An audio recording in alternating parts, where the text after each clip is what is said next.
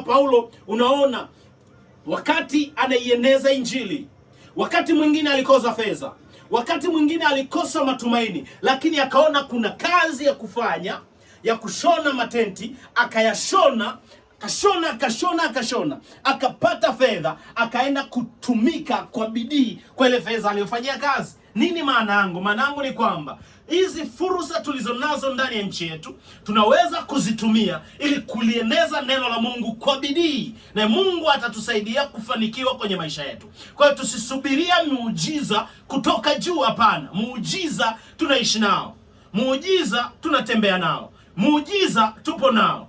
Why? Tanzania na fursa nyingi. Unaweza ukasema mimi siwezi kuwa mfanya biashara, ila naweza nikawa mkulima. Unasema mimi naweza nisiwe mkulima, nikawa mfanya biashara. Lakini unalitekeleza neno la Bwana kwa bidii na juhudi. Ikifika muda wa ibada ni muda wa ibada, ikifika muda wa kazi ni muda wa kazi, ikifika muda wa nyumbani ni muda wa nyumbani. Unatekeleza kwa bidii. Ukisikia mahali kuna Injili, unafunga duka lako, unaenda kwenye Injili. Amen. Unarudi, unaendelea kufungua. Bwana atakubariki utakapoingia na utakapotoka. Amen. Na kile Mungu alichokikusudia lazima kwako kitatokea katika jina la Yesu. Amen. Ndio maana tunasisitizwa kufanya kazi kwa bidii, ndipo Bwana atakapotubariki. Mimi nakwambia, omba unavyoomba, lia unavyolia, abudu unavyoabudu, isipokuwa bidii ndani yako ya kumtafuta Mungu na kufanya kwa bidii, hautakaa ufanikiwe.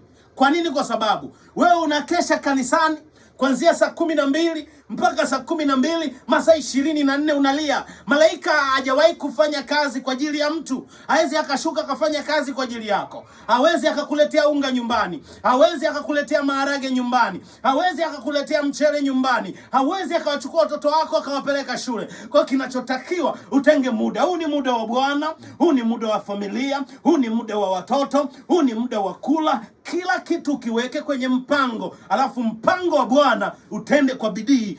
Yeye sasa atakubarikia wewe.